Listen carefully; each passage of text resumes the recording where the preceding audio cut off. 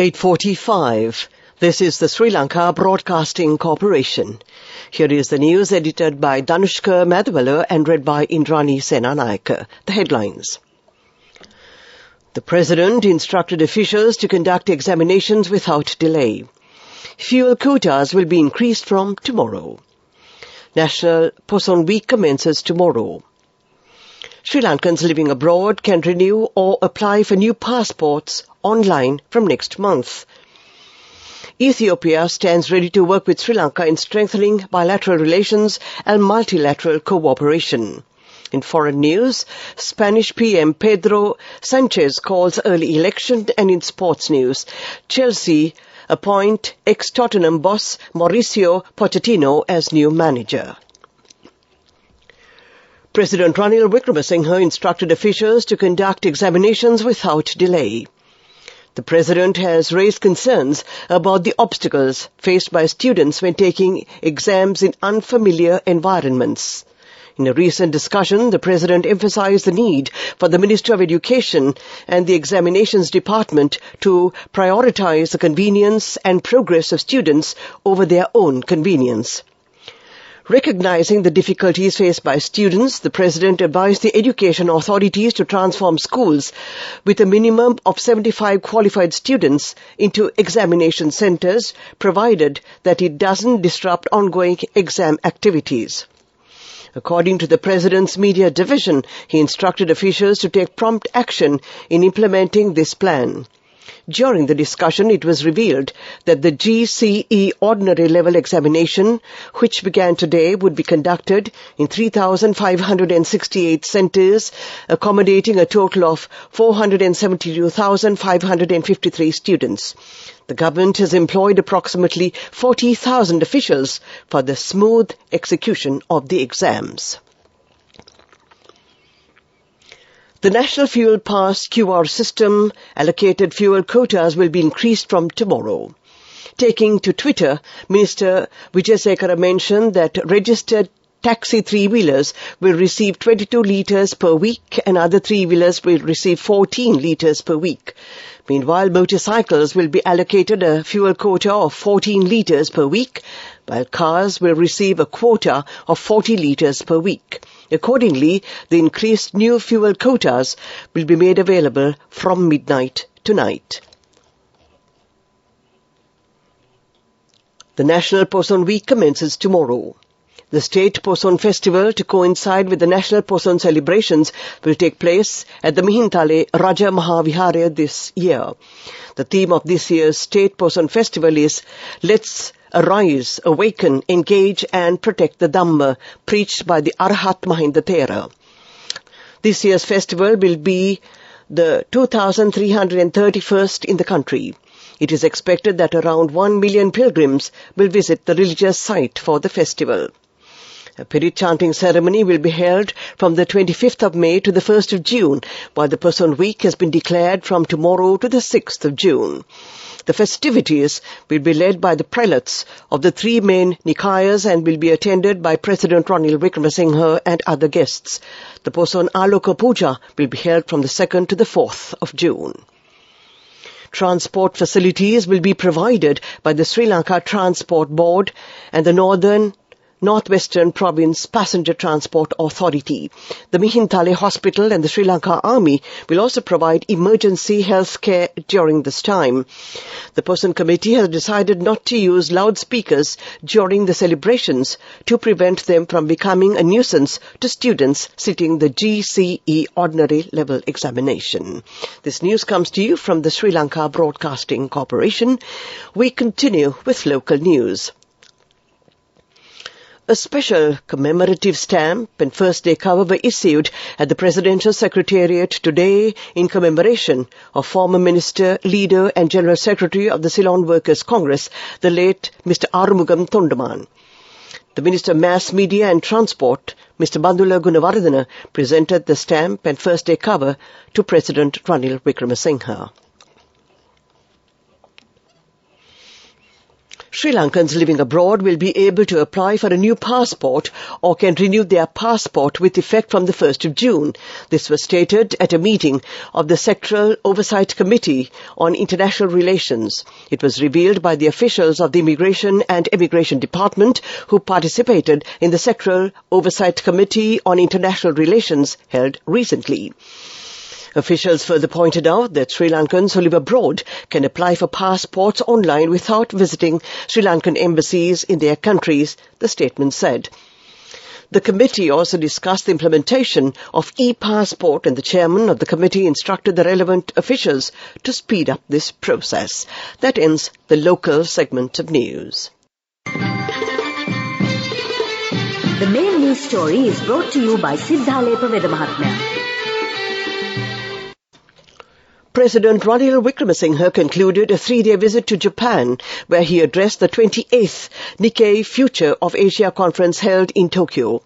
The prestigious forum was organized by Nikkei Incorporated with the participation of a number of high-level dignitaries.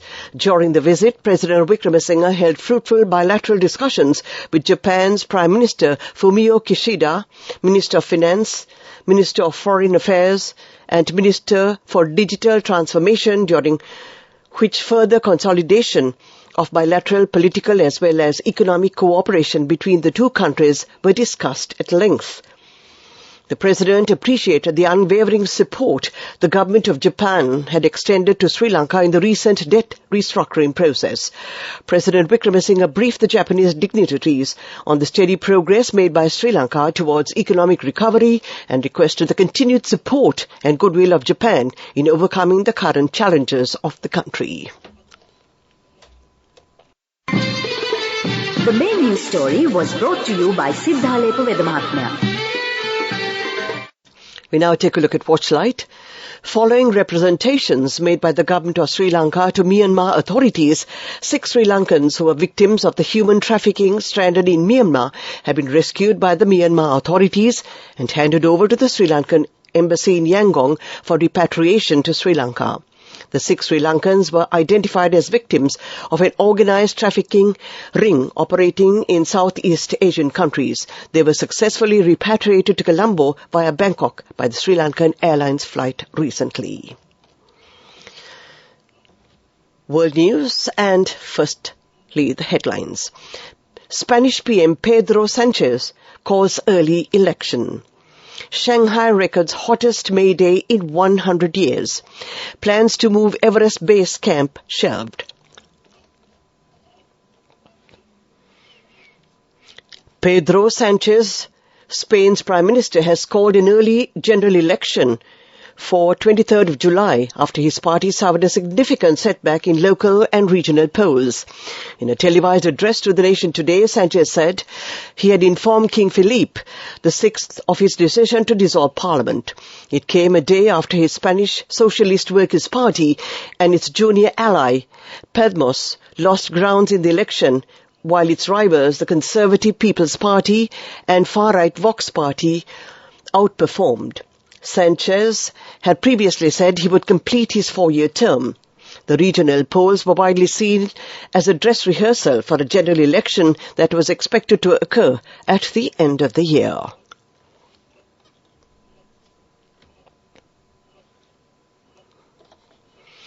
Shanghai recorded its hottest May Day in 100 years today, the city's Met service announced, shattering the previous high by a full degree. Scientists say global warming is exacerbating adverse weather, with many countries experiencing deadly heat waves and temperatures hitting records across Southeast Asia and South Asia in recent weeks.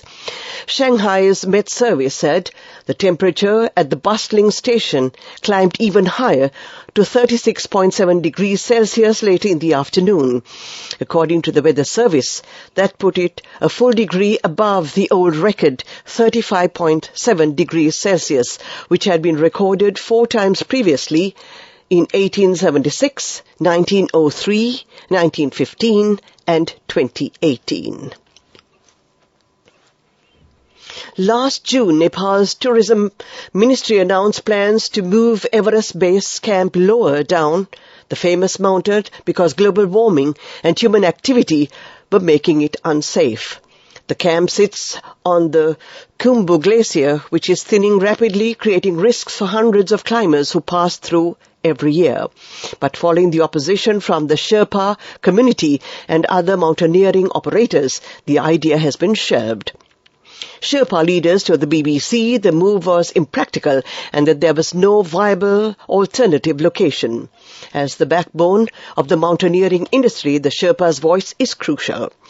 Opposition to the move is widespread. More than 95% of attendees rejected the idea at a recent consultation with the mountaineering industry, saying Tourism Ministry officials and the Nepal Mountaineering Association. Officials told the BBC it means the move has to be shelved, although they maintain a study is still going on. To end this bulletin of world news, the headlines again. Spanish MP Pedro Sanchez calls early election.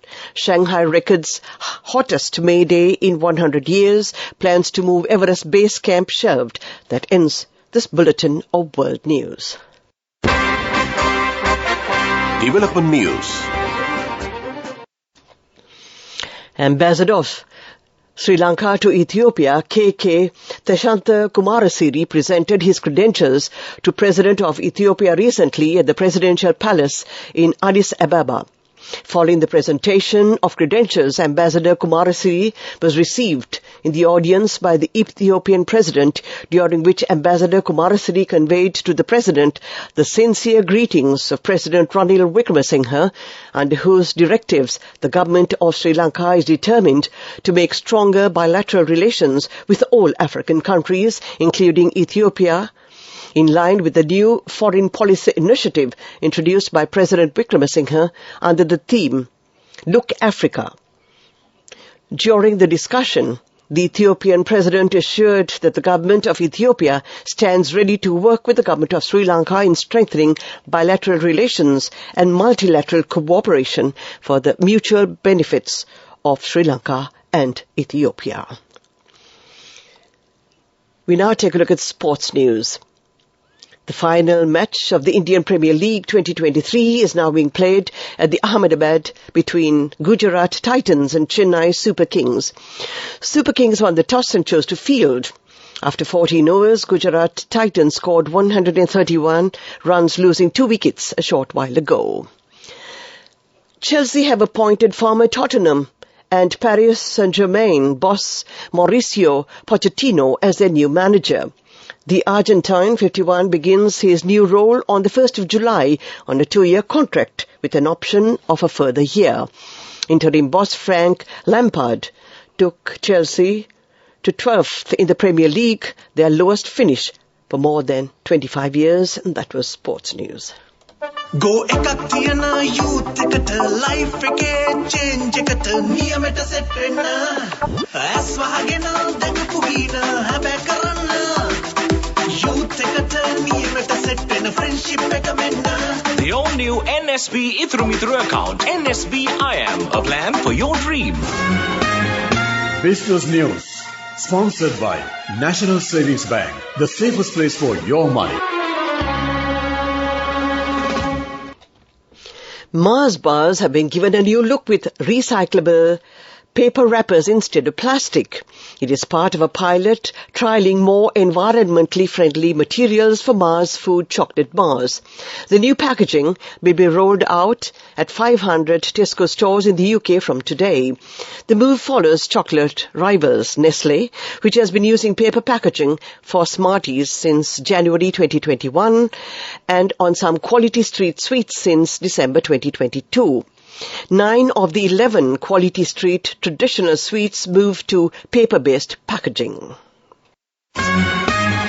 Business News, sponsored by National Savings Bank, the safest place for your money. Go ekak thiyana youth එකට life එකේ change එකට නියමෙට set වෙන්න ඇස් වහගෙන දඟපු ගීන හැබැයි කරන්න youth එකට නියමෙට set වෙන friendship එක මෙන්න. The all new NSB Ithru account, NSB IM, a plan for your dream. Economic news, courtesy of... For the 5th consecutive year, LOLC is awarded People's Financial Services Brand of the Year at the 2022 Slim Kantar People's Awards. As the People's Financial Services Brand of the Year, LOLC continues to place the customer first, and this has won the hearts, minds and trust of Sri Lankans, with yet another prestigious award as proof of this lasting commitment. LOLC, imagine the possibilities.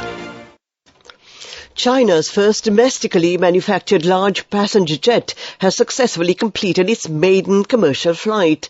State TV showed the C919 rising into the skies above Shanghai, heading to the capital Beijing yesterday. It was built by the Commercial Aviation Corporation of China in the hope of breaking the dominance of Airbus and Boeing's single-aisle jets. But the 164-seater still relies heavily on Western components, including engines and avionics. The Shanghai-based leg of the journey, with more than 130 passengers on board, was completed in just under 3 hours.